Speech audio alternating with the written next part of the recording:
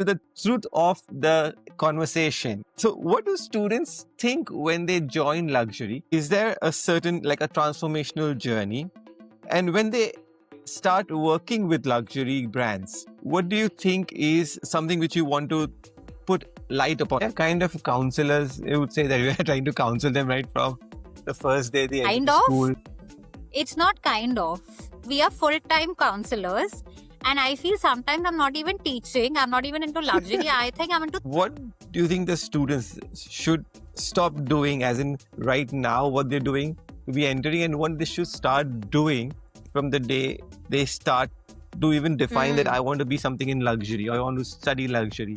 Is there a one thing or a two things or a shift? They need, I think that mindset will help them to carve their niche in this particular industry. That will really help them. And they should have no preconceived notions, because I've seen a lot of students feeling that experienced candidates are preferred and freshers are not preferred. Some people feel freshers are more preferred than experienced candidates. Luxury is a very open industry. They will welcome you with open arms, provided you have... Hello and welcome everybody to another episode of The Words Revealed. Today our guest is Rajpreet Brar. I know her from nearly 5 years or so, and she has been the front runner in industry relations, education, and most probably the luxury education sector in India. This episode was kind of, I think, important to do it right now.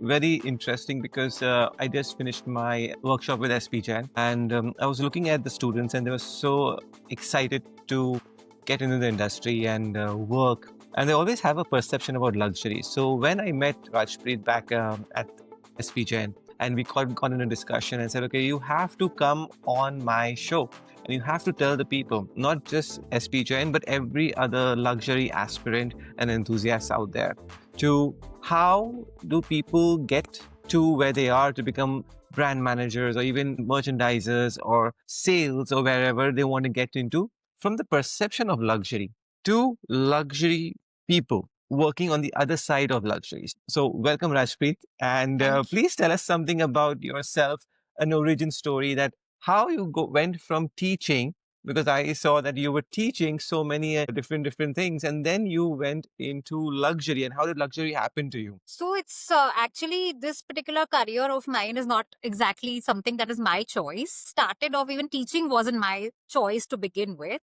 I was doing my master's, and I was told by my vice principal to fill in for a lecturer who was absent that day. And I was like, okay, you just want me to fill it up. So it's just like a proxy kind of a thing for me. So I just went, I just covered that 40-50 minutes of the session. Then it kind of stuck to me. And that's when back in the day I started teaching. And I started teaching in my own college, which was MMK, Nationals, all the Bangalore colleges that were there around. That's when the teaching stint happened. But of course, it was not full time because I was already setting up my interior designing firm that time. So it was not possible for me to be associated with some organization on a full time basis because it was still in the very preliminary stage and things like that. So I continued doing visiting faculty things. And I was enjoying teaching because I realized that I like to interact with the young audiences, because young means at that point of time, they were just like about 3-4 years, because I was 23, 24. So they were like 18, 19, so whatever you want to call that. But yeah, it was amazing for me. I liked it. And I'm not a person who is I was never the person who was into elocution, drama, or any kind of public speaking. And bam, I was only into public speaking after that particular age of mine. And I'm like, okay, karma exists. Whatever I was running away from, I exactly took up that as my profession, to be honest. So at that point of time, I was setting up the firm. So it was 7-8 years when I was only teaching, as a visiting faculty in various colleges. And then from there on, when the firm got a little stabilized, I thought of, like this opportunity which came to me was in FAD International. And they were like, okay, we are looking for someone to, handle our PG and UG courses for luxury. And I was like, okay, let me take it up. Luxury is not something that I have really ventured into, but no harm. It's something related to education. So I got into it. And since then, which is now 6 years to that, I have been hardcore into luxury. And I realized that it's not much difference, because if you go to see the holistic approach and you see the modules, you see the content of teaching, it's the same. The only difference is that when we used to teach for management subjects, that used to be more like general. But here, when we are teaching our students, we are concentrating or focusing on the luxury brands, per se. So only that part has got a niche to it now. Earlier it was more generic. So that's the only difference that I felt, because when I see the curriculum, when I see the modules, I realize that the students are doing the same kind of case studies, but they are focused more on the luxury niche of it, which is giving them an in-depth understanding of, what exactly luxury means, how is the global perspective, how is the India perspective. Because I mean, since the time I joined luxury as an industry in education, it has boomed, because it was 2019 to today. So it's seen a very huge progression in those years. So I think I grew along with the industry. So hence maybe my understanding as an educationist, as well as now the profile which I handle, it got amalgamated, and it's today where it is. So that's how the journey has been so far, touch wood. In fact, today, coincidentally, I complete 5 years with SP Jain. Today is the day. Wow. And Today is the day. Wow. coincidentally, I'm Congratulations. doing the webinar today. Yeah. So yeah, it's funny. It's a circle of life, I guess. I know it's so amazing that to know your journey right from the start, and we just fall into things, and then it just takes us for a ride, and then we come to something which Yeah, we never thought we realize we would enjoy doing. absolutely. So how do you think that till today they have, from your time of teaching, from management students to luxury enthusiasts and luxury students, what is the most the common things which is, I think you said that they have the same kind of mindset or the same kind of structure, same kind of curriculums, or because I think the base is marketing, right? There are four P's, there are four P's. Communication is communication. They have Absolutely. organizational commerce. But do Absolutely. these students have in mind like what they're going to study versus what they have already studied? Because most of the students, I think, come from management or bachelor's background, which are commerce or Yeah. an international marketing background. Do Yeah. they really understand when they enter luxury that this is luxury, or do they experience it? Oh, I'm just buying luxury brands, so I will just go and do a luxury course because I can afford it. So I think it's a blend of two, to be honest to you. Some of them just feel that, okay, the minute I enter the course, I'll suddenly become like, I can represent luxury, but it's not like that. It's really different. So they feel, okay, I have the money and I've gotten into SPGen, which is a global B school, and boom, my career in luxury is made.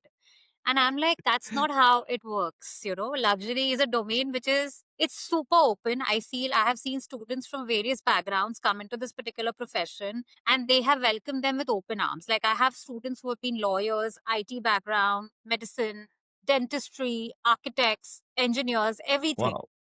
But the only thing that I feel actually works in this particular domain is that if you can genuinely represent the life you want to make for yourself. So, for example, if you know what luxury means, and I mean personally, I don't mean that it needs to have a definition that, okay, I will be sitting on a yacht at Monaco and that is luxury. No.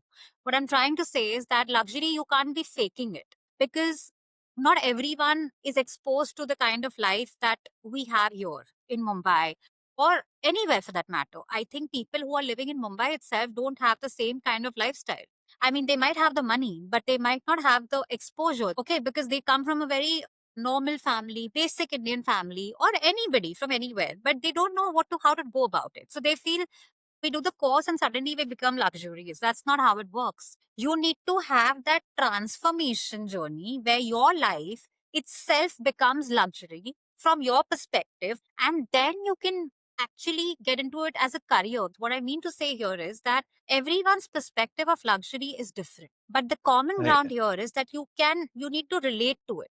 If you don't relate to it, then you will never be able to sell it, or you'll never be able to market it. It's impossible. So, whatever you choose in your career, you need to actually understand and live it. Because the minute you live it, the minute you relate to it, you start enjoying it. It becomes your passion than your profession. And when wow. that is when that transition can really work for you. Like how I gave you my example. If I got into education, that was just like one proxy session. And then it became my passion. That's why maybe I was able to sustain for so many years that even today, when I get up and I go to work, it's my passion. Like I'm excited to go to work every single day, even if I'm tired, even if I'm sick. But if it was not my passion and I was like, okay, why am I doing this? Where have I reached? I wouldn't ever be able to give justice to it, right? No matter if I have a degree from Harvard or Oxford, it doesn't really matter. I mean, That is like that so is what is candidly put, important. Rashpreet. You're so Yeah. candid, and that's what I think I love about that and, the attitude which you bring onto this platform. Also, because do you have are you an interior designer, right? Because you mentioned that you were setting up your firm. Yes, yes, yes. So you're an I interior have a designer. Yes, yes. I have my own firm and we are into residential and commercial projects. And we're also a lot into events because events which are like pan India and, depends on the companies and stuff like that. That is something that actually was the plan to really only be just related to interiors. But yeah, life had other plans. So now I'm trying to juggle between the two. So yeah, it's going well so far. Touch wood. So yeah, So tell me as of what now. I think I wanted to ask that what do you actually do? What does an industry relations manager do? Like what is the core thing which what do you wake up and give me like a day in industry relations manager from the outside perspective of a person. He said, oh, she just talks to brands, goes to, sips champagne and talks to the big HR, that Yeah, what yeah, it does looks this like that. industry relation manager do? So I feel my profession is more about building genuine relationships. I think that's what it's been. And it's not today. It's something that I genuinely believe in. Even when I've started working or as a person, I don't have that personality where I just connect to someone because I have some benefit attached to it. So for example, if I'm sitting with the GM of Rambagh Palace, I'm genuinely interested in him as a person. It doesn't matter what kind of a background we come from. So when today I actually go and have my meetings, I'm very keen to know about the person, his life, her life, his journey, because that's how you connect with people. Of course, having the business conversation, having an association, building a rapport is a very different thing. That is a part of my job. But my biggest USP is that when I connect with someone, whether it's my students, whether it's parents of the students, whether it's any stakeholder that I deal with, I am genuinely interested in that person and hence I build that relationship or that rapport. And I think that's helped me build my profile over the years. So today, everyone that I know in terms of my contacts, they might be my stakeholders, they might be my partners, but each and every one of them know that Rajpreet is genuinely concerned about them.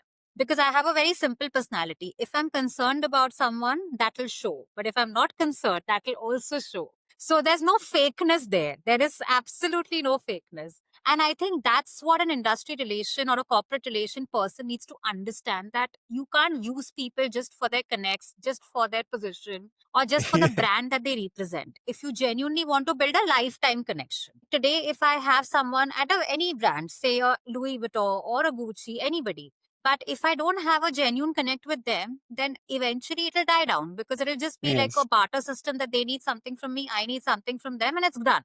But if you genuinely have a bond, you genuinely have a connect, then even in future, when they move to other brands, when they move to other locations, they will still remember you. It doesn't matter Yes. which brand they represent at that point or which brand I represent at that time. For them, first, of course, the starting point is always going to be your position and your brand. It's obvious. Today, if I'm meeting the HR director of Gucci, it's going to be that.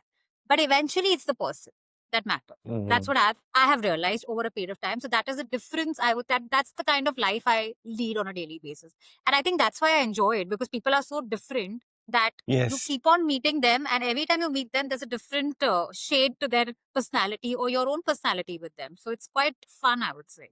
So yeah, that's So how my day looks like. put. I think it is a lovely thing. I think not everybody's cup of tea to connect with people every day.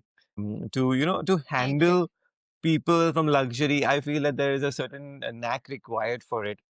And Yes. because they come from the because like I'll tell you a story which I think I heard online is where a very big CEO used to give a big lecture in a big institute, probably Harvard or something. And as a CEO, he would get business class tickets and pick up from the airport.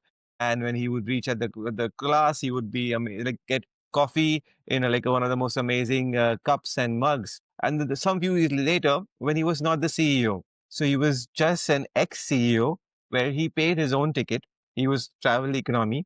He would go and get his own car, Uber it, and then when he would reach the institute, nobody would know him because he's not a CEO anymore. And like you rightly said, and he said that respect the position which you have, but don't become the position that you have. So that is something which is so evident in Exactly. your field, where like an HR director of Louis Vuitton India, like come on, that these guys will be handling the destinies of so many people who are so aspirant. And Absolutely. then once they move, that the position stays, but the people move away, right? And then they change. So that is something which is Yeah. happens in luxury most of the time. And I just wanted to share this story because it's something so interesting with it. My audiences want to know. Now get to the truth of the conversation. So what do students think when they join luxury? Is there a certain, like a transformational journey? And when they start working with luxury brands, what do you think is something which you want to like put light upon this? The students who enter,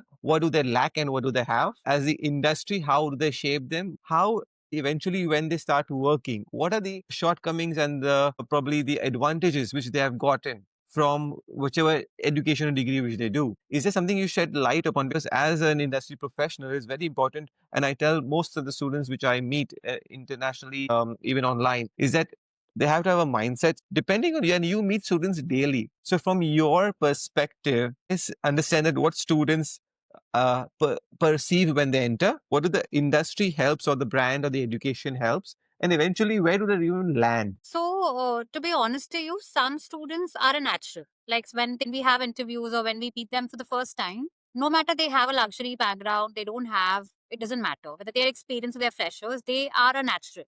So when you meet them and you interact with them, the first thing that comes to your mind is this person is set. We are just going to polish him or her. And they already have what it takes to make a career in luxury. They are just here for the training. They are just here for the education we are here to provide. And they will do well. Even if they do a business or they do a job, doesn't matter. They will do well wherever they go.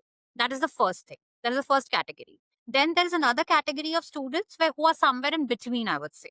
They might be, again, the same thing, freshers or experienced candidates, but they have to be groomed. They have to be, I would say, evolved, because they do have that spark in them, but they still need a little bit more of the proficiency to understand what luxury stands for.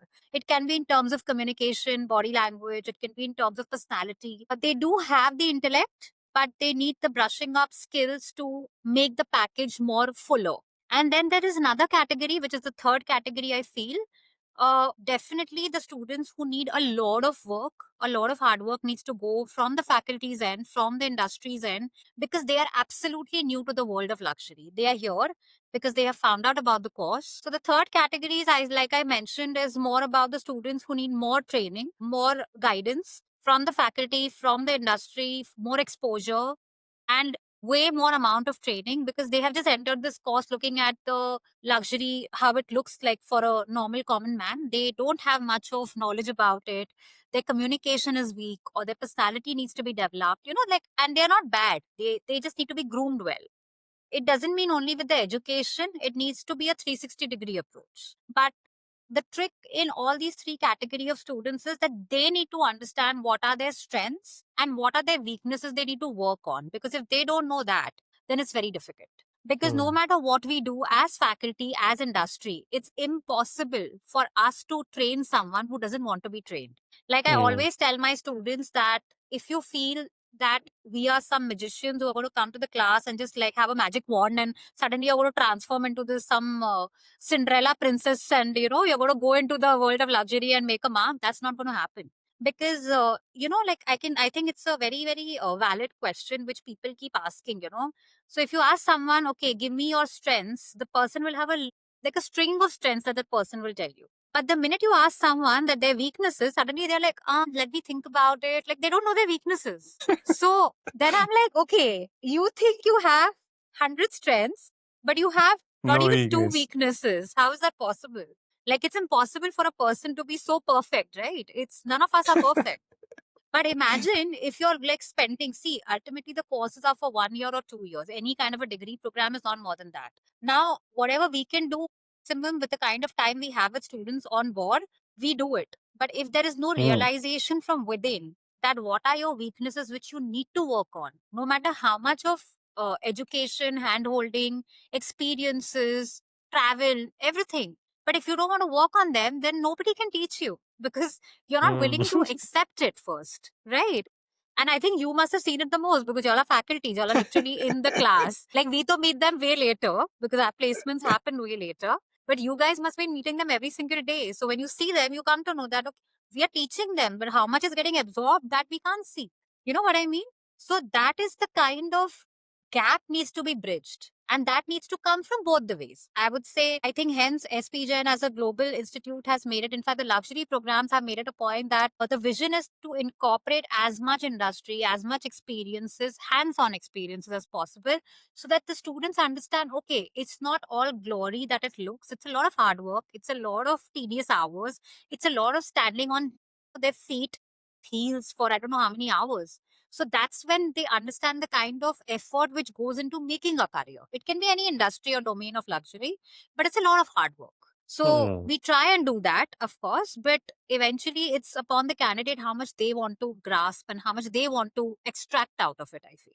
That's very important. So on a whole, you said, I think, does industry also mold and shape the individual, or is only Yes. the responsibility of the individual and the schools? Like, does No, industry no, also have no. a hand in that? I think in my career with luxury industry has been nothing but amazing. They have not even left one single opportunity to allow students into their world, their how their day looks like.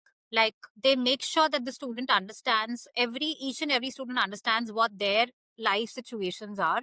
The departmental heads, which are like your big boys of every like company, if we are going to say a hotel like St. Regis or we are going to a hotel like Falaknuma or Rambagh Palace, Hmm. they all take out time to interact on a personal basis with our students to show them, to make them understand that, listen, this is what it requires. This is what you need to work on.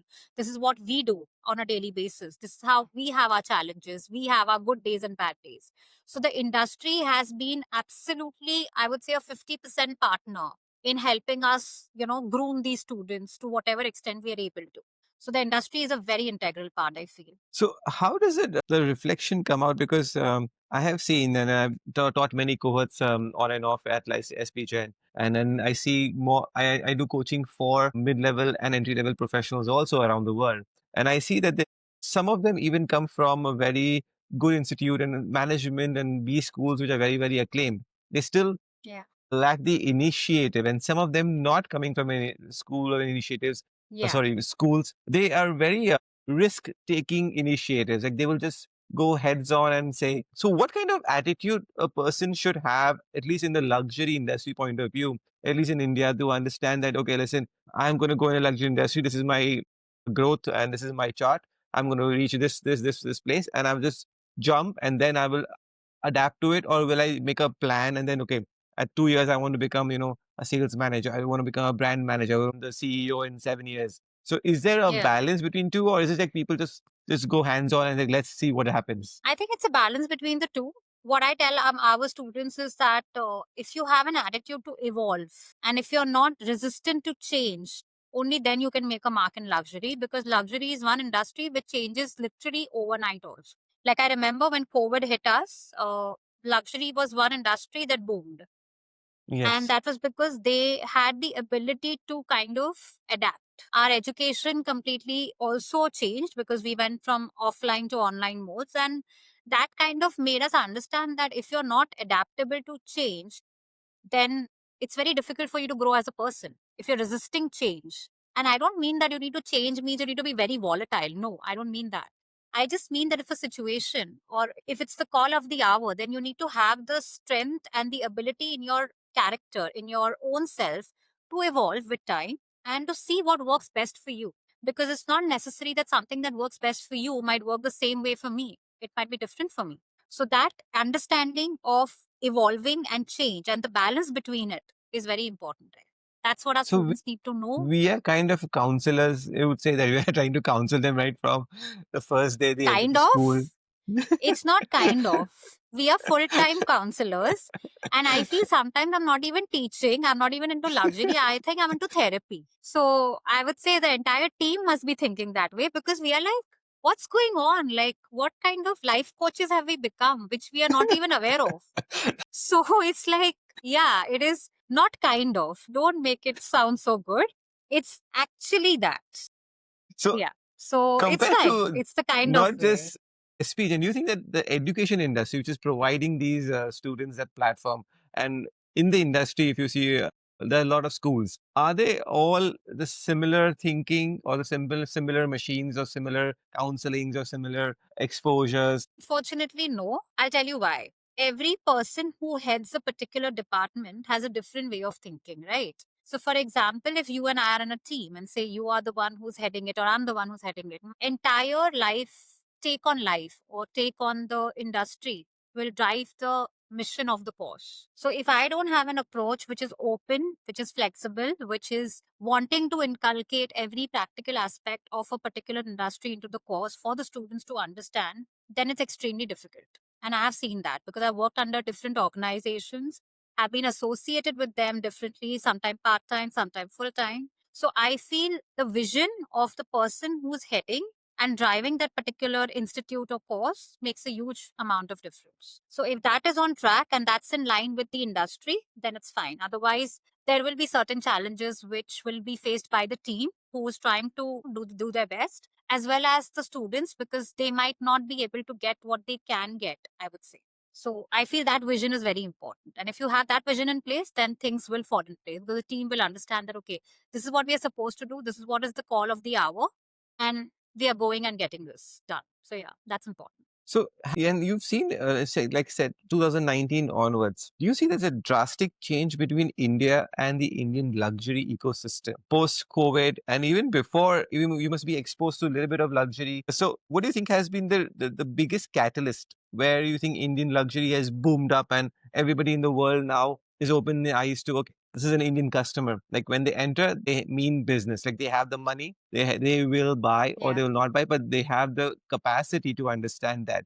Do you think that that was not there 5, 10 years back, and because of the Indian luxury, it has come like that? So I feel COVID had a very big hand in it, I feel, because a lot of people kind of realized that now is the only moment you have. So also a lot of resources got saved during COVID because we were all grounded for like 2 years. So people were like, okay, how do we splurge? Everyone had a different definition of, indulging themselves. Some people thought that, okay, maybe just gifting myself a car or buying an expensive bag is something that I want to do. And that gave many homegrown brands an opportunity to come up and, set their foot into luxury for the first time. Because to be honest, today when we are traveling and when we are actually going around the places, the real luxury is in the lanes of Italy, in the lanes of France, which are not very high flying business houses or, very, very, I would say, huge maisons. They are very normal family driven businesses and they are so ultra luxurious in their own capacity that even getting an appointment with them is a huge deal. So we had a lot of boom of such brands even in India because of that period which was there, where people thought that, okay, if everyone can do it, so can India do it. And that was, I think, a huge turning point for this industry in terms of the India point of view. When it comes to the consumers, I think consumers started realizing the impact of having experiences attached to anything that they do. Like travel became a very integral part of it. Luxury, like people started splurging on their travels, on their, like kind of experiences that are attached to it. And I think hospitality had a huge, huge boom after that because they were also having a huge setback during COVID. And they saw that people are now wanting to splurge on experiences. They want to live for the moment. They want to enjoy that particular stay that they are having and they want to make the most of it. So that also kind of gave a heads up to the people that, okay, you know what? I want to do this for myself because I think I deserve it. I've earned it. That was the kind of attitude change which we saw. And I think hence it kind of developed and allowed a lot of homegrown brands, smaller brands to come and set their business and set their, like make their presence felt in luxury, I feel. And that's all over the globe, Wow. not only in India, but I think all over the globe. And now, since I think the last two big marriages, which is like recently the Jindal's daughter got married and Jennifer Yeah. Lopez was here. Before that, I think the Ambanis got Yeah. married and then the whole of the international Yeah. bandwagon was here. You think that Indian Yeah. luxury is now moving, like is still, what do you think about the big fat Indian wedding, which is the biggest like, luxury industry as a consumer? Has it moved out of it or is it always going to be a culturally defined luxury game for India? So, if you ask my personal approach, it's very different. But if I'm talking to you from a luxurious point of view, I'll tell you that industry of marriage in India is never going to see a downside, except for if we have government restrictions of 50 people, then it's possible. But otherwise, people love marriages. I don't know what's with that fascination. Everyone wants to have a big fat wedding and everyone wants to have a festival. And when you're having like a carnival going on, all the brands are welcome, right? From Yeah. the hospitality to the designer brands to your events to your people all over the globe traveling around for the wedding, everything is inculcated in that. So I feel that has not changed. Only during COVID, it had restrictions. So it got narrowed down because of those restrictions. But I don't see the marriage scene, at least in India, till marriage exists, they will never be going low on anything because they believe in it so firmly that no matter what happens, the wedding needs to be grand. That is very important. So that is something that I feel only India perspective, because I don't think anyone else is very huge on having big weddings, you know. Otherwise, people are quite comfortable abroad. They want to have a small ceremony. They want to have a very intimate get together. But India, I mean, if you tell them that we are having 200 guests, they're like, what happened? Like, why 200? Like, why are they not 1,000 people? And that's the mentality. That's not going to change for sure in the near future. That's for sure. So coming back to that cultural mindset which is there, do you think that the Indian now the Indian students are going all over the world? They're getting international placements. They're going all over, portraying and being proud of their heritage. And we've seen that all luxury brands now coming to India to take a part of the big pie. And by 2030, India Yeah. is going to be the biggest luxury market and one of the most youth oriented between 18 to 35 is the Indian market. You think that there's a mindset which has jumped directly from, I think, okay, consuming luxury and being, because I come from a very bubbled background. So say for instance, my background, nobody had worked till I went abroad and did a job and understood what luxury was, and then I started working. And then we are protected. We are all in Yeah. India, we have mom, dads, and then there are big families. We all are into business and we protected. And then we now go into international and then say, oh, are you an Indian? And they say, yes, you are an Indian. And initially it was hesitant as an Indian, but now we say, yes, we are from an Indian heritage. So is there a mindset change which has come drastically post COVID and post spending power?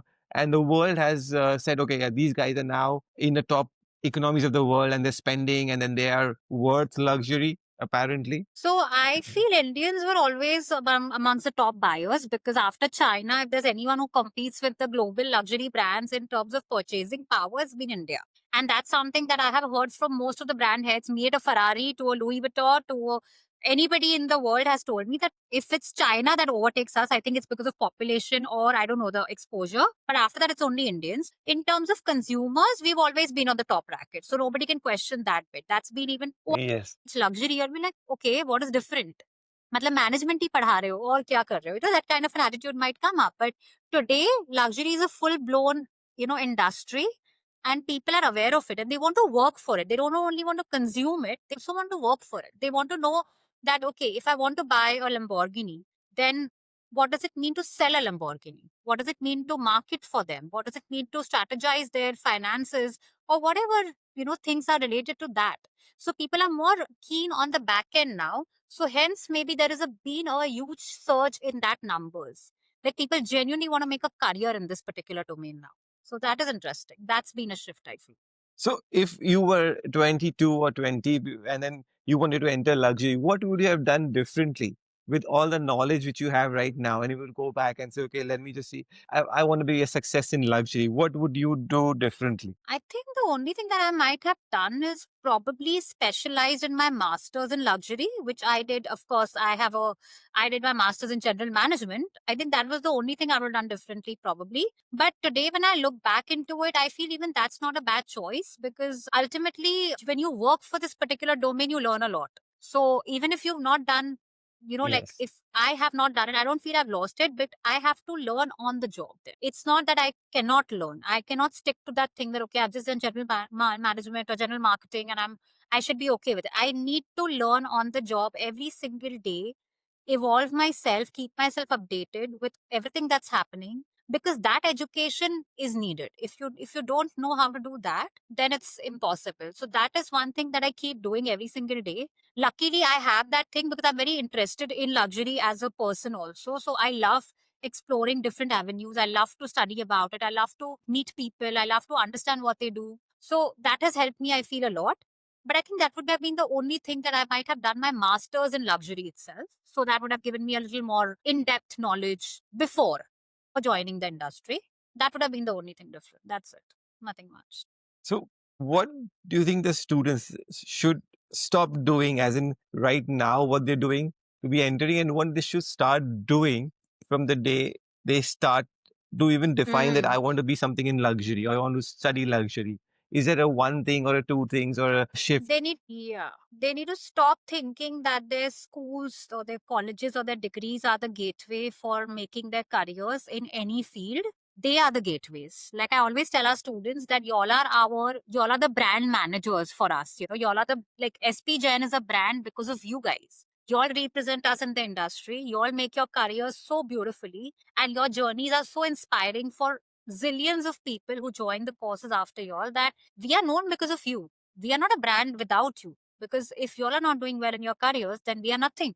We are just another school. So I feel if they have that mindset that, you know what, no matter if I come from a luxury background or I don't, I want to evolve myself. I want to learn things every day. I want to make a good career out of it. And whatever benefits I'm getting to be enrolled in any course from any business school, I will make the most of it from my end. And I will learn and unlearn things as per the situation. I think that mindset will help them to carve their niche in this particular industry. That will really help them. And they should have no preconceived notions, because I've seen a lot of students feeling that experienced candidates are preferred and freshers are not preferred. Some people feel freshers are more preferred than experienced candidates. Luxury is a very open industry. They will welcome you with open arms, provided you have good communication, you have the skills to adapt yourself to ever changing market conditions, and you are willing to learn and unlearn at the right time. If you have these three qualities, I don't think luxury will ever distinguish between a person who's experienced or who's a fresher. They will always be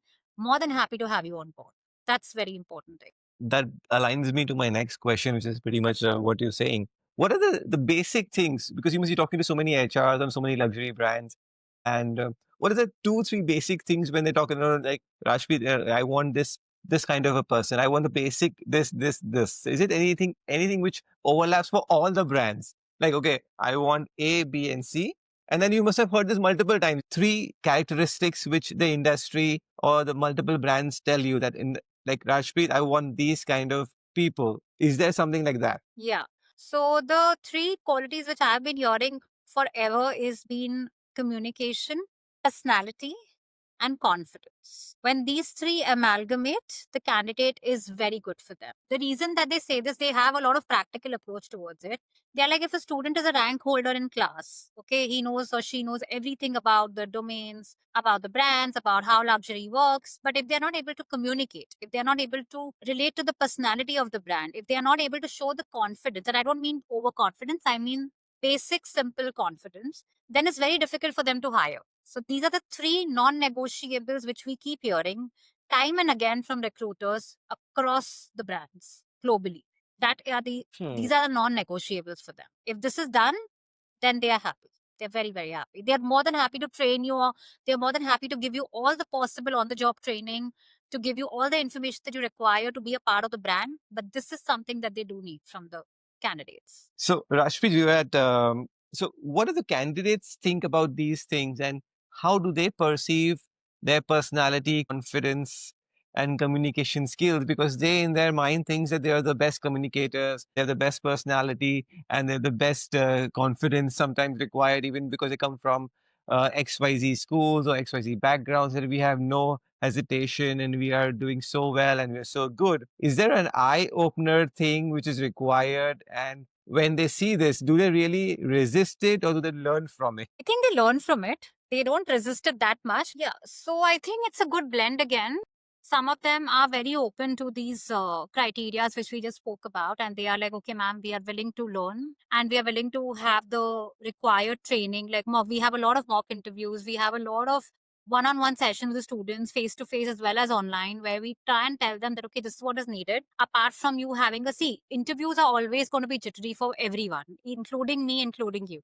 But what we want them to do is just have a normal basic conversation where they can talk to the people in front of them, like just have a basic conversation without getting nervous, because that's very important. So for that, that openness to have that thing that, okay, ma'am, I need help, or we need to have mock interviews, or we need to talk to you. We have these questions or queries. How do we go about it? That openness needs to come, because no matter how much I coax them or how much the team asks them, if they are not willing to come out and address this to us, then how are we supposed to help them, right? So that is something we keep requesting them, that if you guys have a question or if you guys have a query, and if you all have some kind of, preconceived notions before the interview, conduct mock interviews, come to us, we will help you in every way we can, and don't wait for the last day. You are there with us for a year. I mean, talk to us during that time so we are able to help you, because see, any kind of training takes time. If you expect that, okay, one session and you're going to be boom all out there, it's not going to happen. But if they come and tell us from the beginning that this is what we need, this is what we need to be trained in, then even we are able to navigate that for their throughout the year. And by the time they go into their placements and their interviews and everything, they are quite set.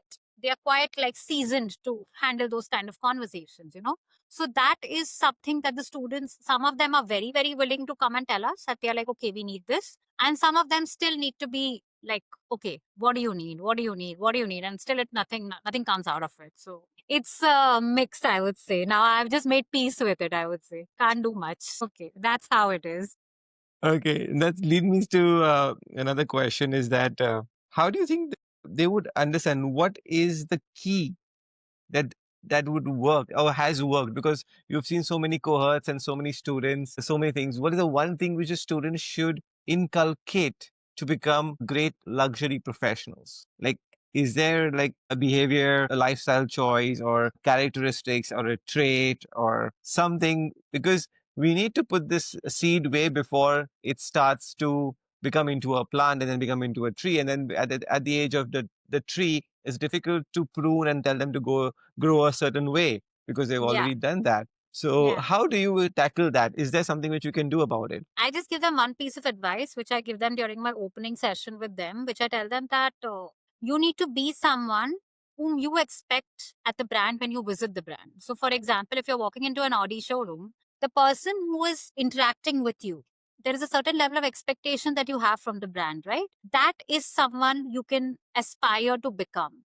Because when you have that thing in your mind that, okay, this is because people always have that. If you enter Hilton, if you enter Gucci, if you enter Ferrari, we already know that the kind of people we want them to greet us, how they want to, how you want to be treated, how you want to be spoken to.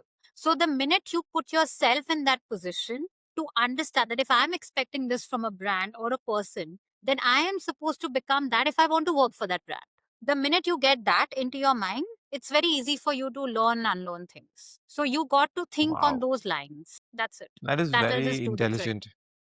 That is very intelligent, and I think that leads me to my rapid fire round. Some things which I want to ask because my audiences request things a lot, and so it's going to be a quick 5 questions, and it's interesting how people react to that. So the first question: the biggest myth about luxury careers. That it's very fancy. So retail or corporate? Where do you think the beginners or even people should begin? Retail. One skill which is the most important to have, Communication. Very, very good communication skills. and how does one have that? By talking to people, by relating to them, by understanding what they need to do, and by knowing what you want to hear and giving them exactly the same. Treat people the way you want to be treated. It's very simple. If you This one do is a that, little you will always treat people with a lot of respect. this one is a little bit controversial. One brand in the industry which you think has the best HR Best HR practices. I think I like Sabyasachi a lot. I think that is somebody who has really done well. Gucci as well. At the top of my head, at these two are there, maybe because I'm just like talking to them currently and I know they're good. They're good. They take care of their people. Does the perfect student or the perfect candidate exist? And if they are, then what do they have to become that? Yes, they do. Some of them are tailor made for me, and I have received. I've been very lucky that I've got them. So I definitely believe that there are some of them who are tailor made for these professions. What they have is, like I said, the basic skills which people need to have to make a career is that they are excellent in communication. They have a brilliant demeanor. They have a very pleasing personality, and they know how to deal with people. Their interpersonal skills are amazing, and they are natural. They don't do it because they are representing a brand.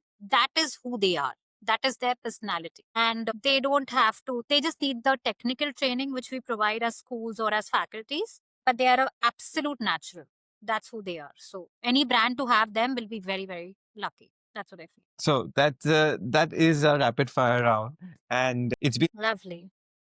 crazy. I would say that how we have unwrapped this thing, because I would always think that Rajpreet has, and we talk more often on understanding that how the students are chosen, how do they come to this platform, and how they are being portrayed on in the industry. But to understand this today, it has been a great experience, and it opened my eyes. And I think the when people come to know about it is going to open their eyes also, and a lot of students who are aspirants, and I think they don't know it's just luxury is all about fancy things and going to parties and sipping champagnes and No, going to VIP events. it is. It is. It is a part of it. It's a very integral part of it, but it's a very, very different thing also. It has a different scene behind the scene also. So one or two things which you want So to yeah. leave by, and like this is Rajpreet's golden words of wisdom for the people. So I feel luxury is one of the best domains to work for because it exposes you and it makes you meet people who are wonderful, and you kind of grow as a person and it grows onto you as a profession. But if you're willing to sip champagnes on yachts, then you should also be willing to put in the hard work and the hours which go into it. If you do that, then yes, Monaco, champagnes, and Louboutins, all of them await you. Then you're just going to be having a lot of them and it's going to be fun. It's going to be a fun ride for sure. Just be prepared for the hard work. That's it. Then it's all good. Thank you, Rajpreet, for being on this platform, and thank you for coming and talking to us. Thank you. Thank you for having me. Thank you so much for having me. I hope it helps the students and I hope it helps us